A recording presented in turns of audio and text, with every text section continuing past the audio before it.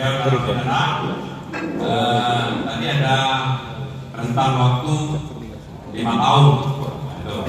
Jadi 2 hal itu ada kemungkinan nanti akan digugat oleh pihak tertentu ke Mahkamah Konstitusi. Kami dari partai politik berharap agar kiranya hal tersebut saling bukan ke MK ini tidak terjadi lagi di Kabupaten Nusantara. Jadi profesionalisme KPU Kabupaten Selatan sangat kami harapkan. Karena kejadian kita sudah pernah ada itu ditetapkan oleh KPU Selatan sebagai peserta pemilu pilkada KPU Selatan, tahu-tahu Pak Dirwan digugat ke MK, kalah ternyata. Nah, itu kami cermati bahwa profesional KPU Selatan sangat diharapkan. Karena apa? Karena tadi itu terjadi, bukan KPU yang rugi, bukan partai politik yang rugi. Yang rugi adalah rakyat Selatan. Uangnya itu uang rakyat Selatan. Jadi hati-hati. Kami berharap hati-hati agar supaya penyelenggaraan pemilu di Kabupaten Selatan ini berjalan dengan lancar dan aman dan tidak terjadi gugatan di Mahkamah Konstitusi. Kalau memang betul yang bersangkutan dinyatakan tidak bisa ikut, apa boleh buat tidak bisa. Kami juga dari partai politik menunggu. Kalau untuk dia tunggu mungkin kami ngumumin kan tetap. Mana?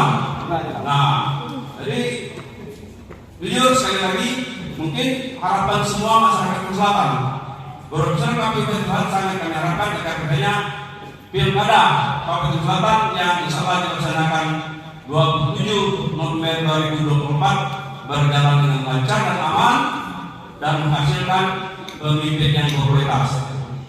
Tidak ada gugatan di Mahkamah Konstitusi. Terima kasih. Wassalamualaikum warahmatullahi wabarakatuh. Pak, dari saya Ruslan, BKB Kabupaten Selatan. Terima kasih. Langsung saja, sebelum kami menyampaikan pertanyaan, saya perkenalkan dulu.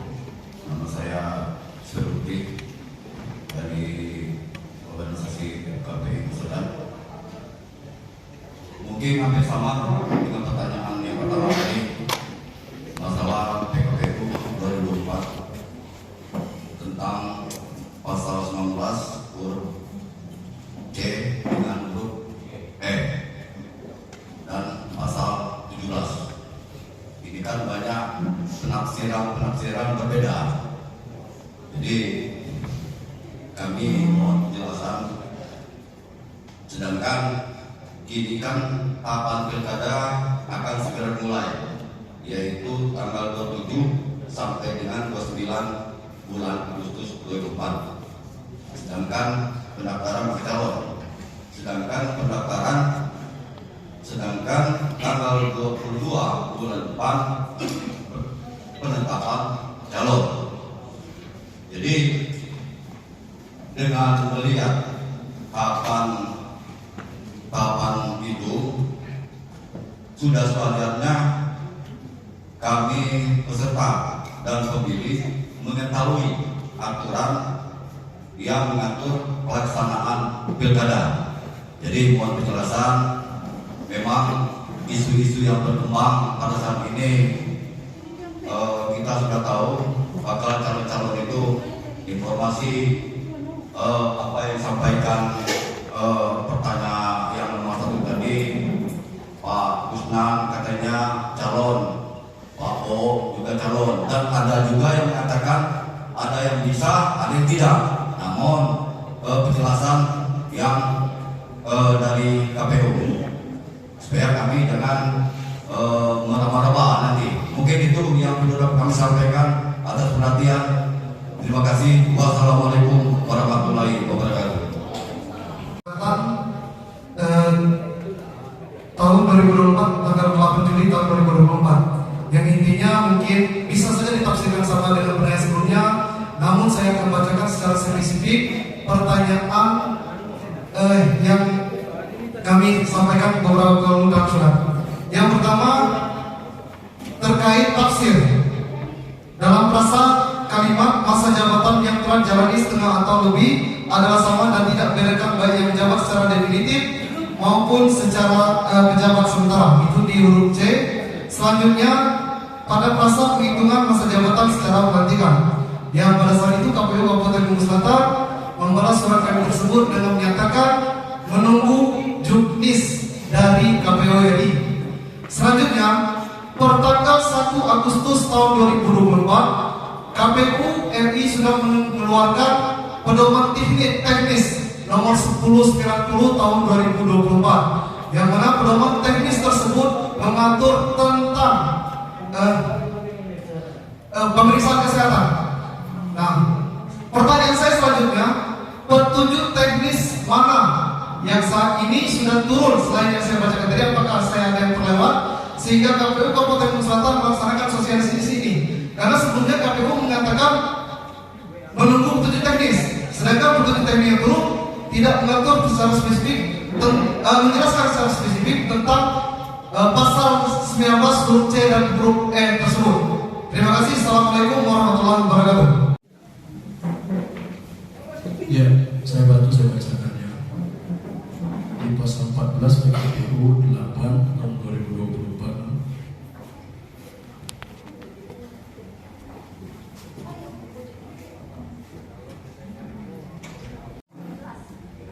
Pasal 14 persyaratan calon ayat 2 huruf E berbunyi tidak pernah sebagai terpidana berdasarkan putusan pengadilan, huruf F ya, berdasarkan putusan pengadilan yang mempunyai kekuatan hukum tetap karena melakukan tindak pidana yang diancam dengan pidana penjara 5 tahun atau lebih.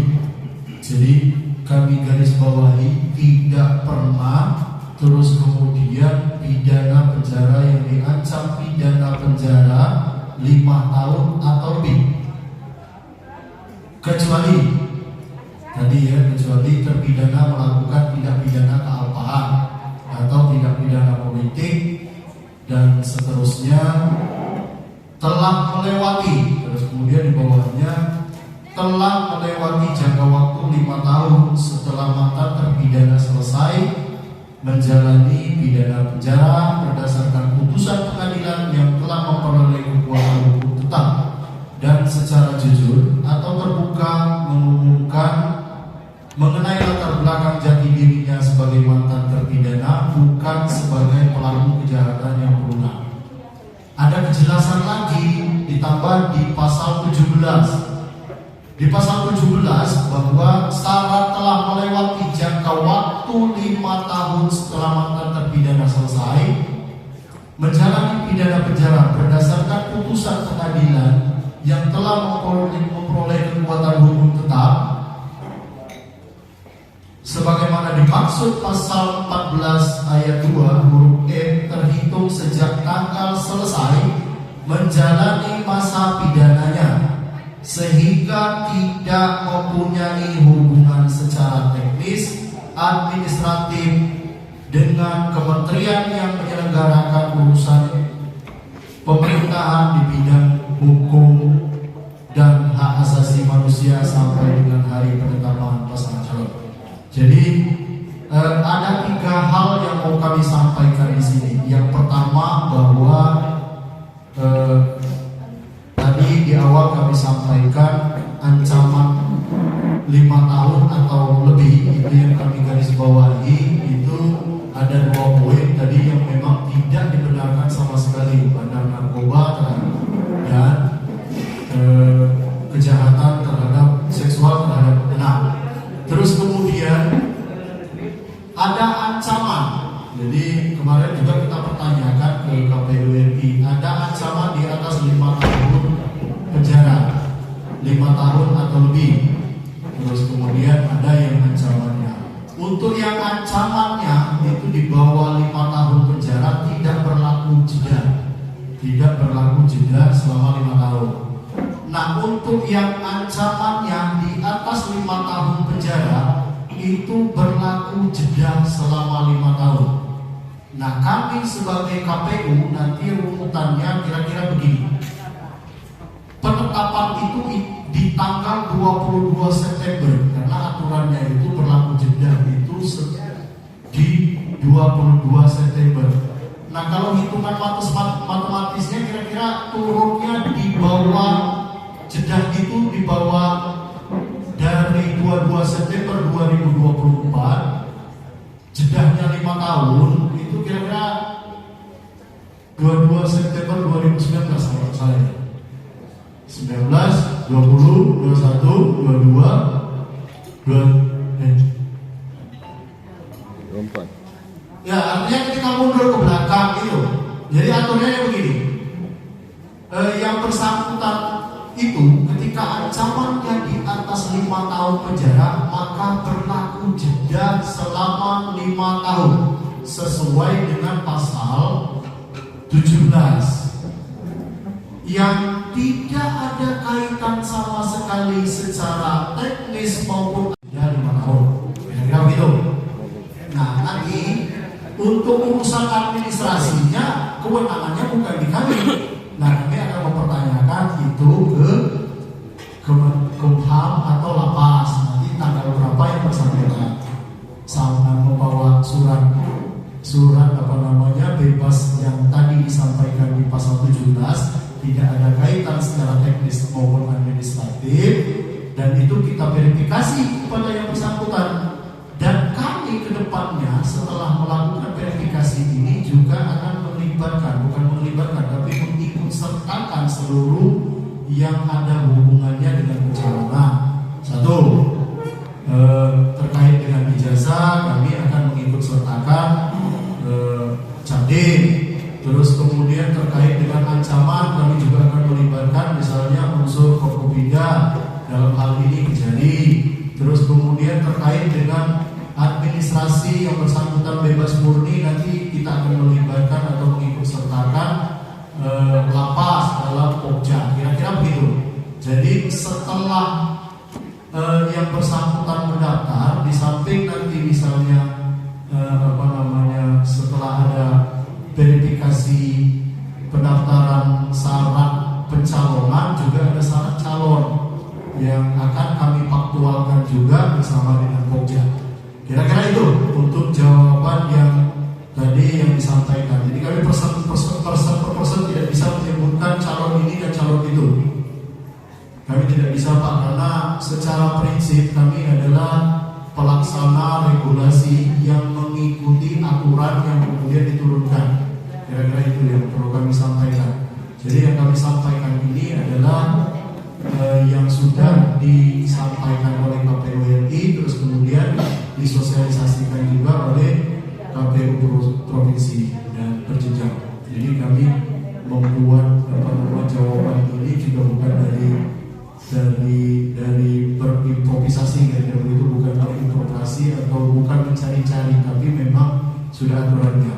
Lebih dari itu, memang kami janji kemarin itu menunggu petunjuk teknis, tetapi di tanggal 31 kemarin memang sudah ada sosialisasi. Kebetulan yang datang itu adalah KPU RI dan prinsip pertanyaan yang sama juga kami pertanyakan dan jawabannya itu ya. Untuk yang pasal 19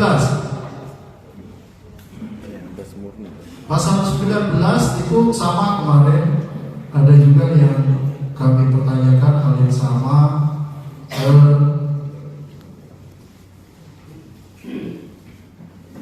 Kuncinya di pelantikan Pak. Jadi di pasal 19 itu adalah di poin C itu 2 priorisasi. Terus kemudian poin yang E itu perhitungan masa jabatan dilakukan sejak pelantikan. Nah kawan-kawan kemarin dari KNPI memang sudah bersurat ke kita. Substansi pertanyaannya sama. Apakah PLT itu dianggap sudah menjabat? Jadi jawaban yang kita dapat kemarin adalah bahwa PLT itu bukan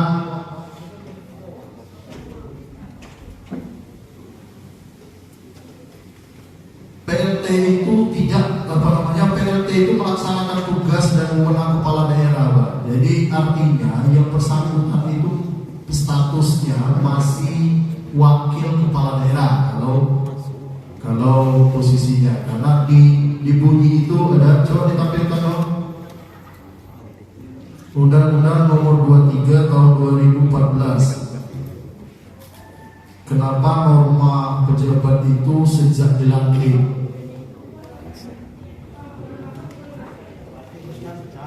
Tidak langsung kami ngomong. Yang poin E, pejabat daerah sejak dilantik itu ada di pasal 60, di pasal 60. Apa deh? Langsung ulau dulu teman. Ya, ini normanya. Masa jabatan kepala daerah sebagaimana dimaksud pasal 59 ayat 1 adalah selama 5 tahun terhitung sejak pelantikan. Dan sesudahnya dapat dipilih kembali dalam jabatan yang sama hanya untuk 1 kali masa jabatan. Terus kemudian kemarin juga ada pertanyaan, apakah PLT itu sudah melaksanakan pelantikan? Sepengetahuan kami yang kami terima dari keterangan dari KPU RI bahwa PLT itu tidak dilantik, Pak.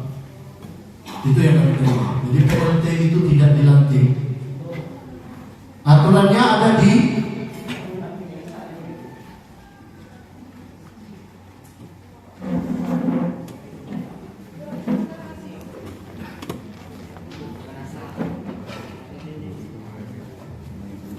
pasal 66, coba dibuka pasal 66. Pasal 66 ayat 1 huruf C.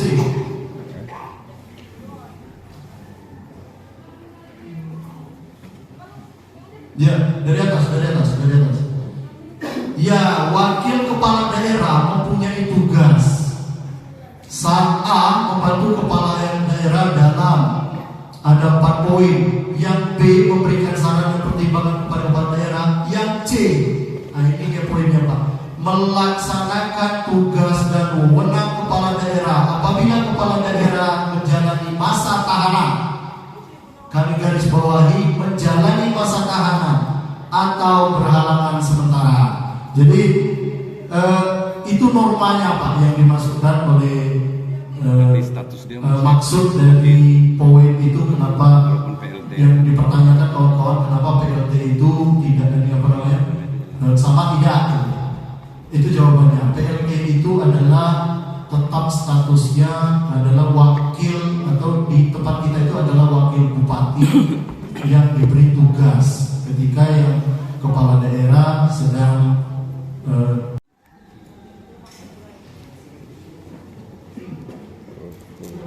terus di penjelasan lagi di pasal di Permendagri nomor 4.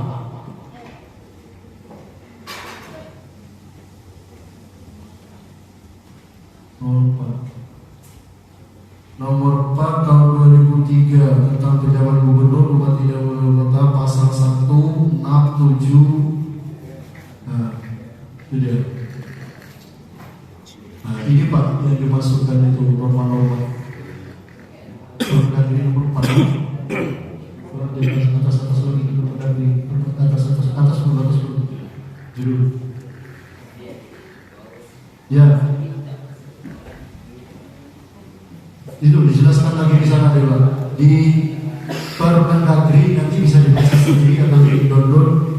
Di Permendagri nomor 4 tahun 2023 tentang pejabat gubernur, pejabat bupati, pejabat wali kota. Itu ada di pasal 1 ayat 6, 7. Itu pengertiannya di situ. Itu sementara yang bisa kami sampaikan. Mungkin ada tambahan dari Ibu Ketua.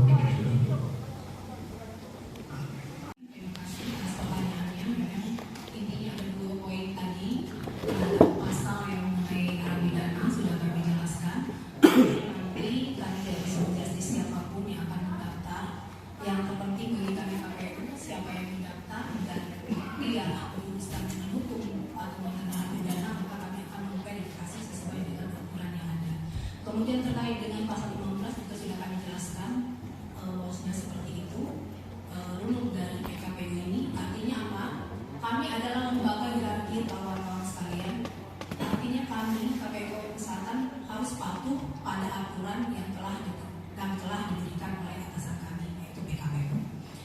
Kemudian terkait nanti juga yang pernah ada di KMPI sampaikan kepada KPU, itu sekarang ada juknis mengenai kesehatan.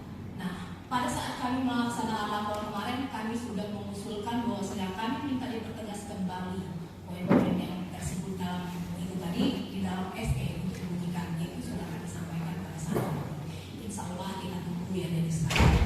Pokoknya kami sangat mengapresiasi adanya KMPI, kemudian juga hearing kemarin dengan DPR. Artinya kami KPU Kabupaten Selatan tidak tinggal diam dalam hal ini. Memang dilematika ini terjadi di Kabupaten Selatan dan Provinsi Bengkulu. Jadi kami KPU Kabupaten Selatan dan Provinsi Bengkulu tetap pada poin-poin yang telah kami jelaskan tadi, bahwasanya aturan mengenai PKPU yang turun saat ini telah dijelaskan oleh Kadif Teknis. Mungkin itu kawan-kawan sekalian yang bisa kami sampaikan. Nah, terkait memang kalau memang masih ada pertanyaan, mungkin satu pertanyaan lagi saja ya, karena di pelantik yang poin C itu jadikan kami percuma aja ada pejabat sementara ataupun PLT-PLH itu pejabat sementara dia percuma gitu. Jadi ini yang menjadi penjelasan yang secara rinci itu seperti apa? Bukan kita menjudge orang-orang, bukan, tapi ada ketidaksinkronan maksudnya. Nah, kalaupun memang itu poin pelantikan itu secara definitif, ya dasarnya apa gitu? Dia harus dilantik secara definitif. Kan harus mengacu lagi undang-undang. Kalau di PLT-PLH kan undang-undang untuk pilkada kan undang-undang berapa itu? 10 tahun 2015. Kalau undang-undang kepala Kementerian Dalam Negeri itu kan mengatur itu rinci tata cara pemerintahan, bukan mengatur masalah pilkada. Bahwa ini pejabat tugas bupati ini, tugas wakil bupati ini, tugas gubernur ini, tugas wali kota ini, kan itu undang-undang di kepemerintahan. Saya nggak ngerti dari undang-undang berapa. Yang pasti gitu. Yang menjadikan pemerintahan pilkada, ya acuannya undang-undang untuk pemilihan kepala daerah ataupun peraturan-peraturan dari KPU ataupun dari undang-undang yang harus diikuti yang lainnya. Dan kalau memang harus masuk ke ranah lainnya, silakan masuk saja asal masih berkaitan. Jadi itu dua hal yang penting saya ingin tanyakan. Yang pertama itu pelantikannya, itu pelantikan apa, dasarnya apa, mengatakan itu ada pelantikan definitif. Yang kedua ada poin C dan E itu kalau dipakai poin E nya berarti bertentangan dengan poin C. Oke, sekian, terima kasih. Assalamualaikum warahmatullahi wabarakatuh. lapor kami kemarin dan terkait memang kalau memang ini silakan untuk bersurat langsung ke yang membuat aturan, karena kami sendiri bukan membuat aturan. Kemudian yang disampaikan oleh ada di KMPI, terima kasih ada di KMPI. Nah inilah mengapa kami mengundang tokoh masyarakat, tokoh pemuda, tokoh agama, kemudian partai politik datang ke sini dalam acara sosialisasi yang telah kami sampaikan tadi terkait dengan pasal 19, kemudian Narapidana sudah kami sampaikan dan hal-hal yang lainnya. Ini menjadi dasar bagi kawan-kawan partai politik terutama. Karena apa? Kami ini tidak bisa mengambil, artinya seperti ini, mengambil wewenangnya partai politik untuk mengusung pasangan calon, seperti itu kan?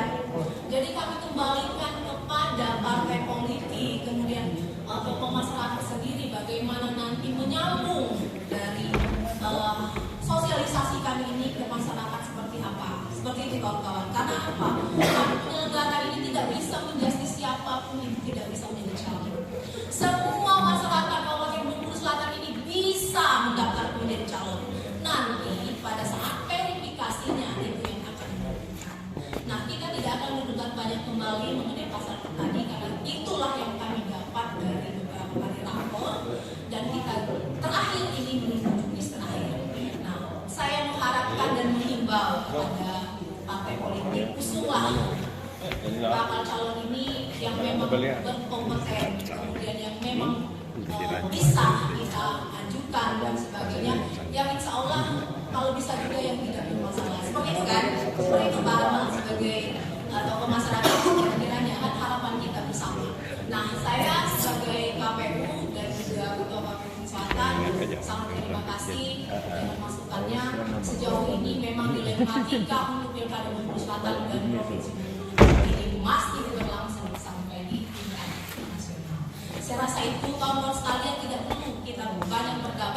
dengan kembali lagi. Nah, makanya tadi sudah kami jelaskan, tinggal kami menunggu dari KPU Bogor Selatan siapa yang kawan-kawan daftarkan menjadi pasangan calon. Itu saja.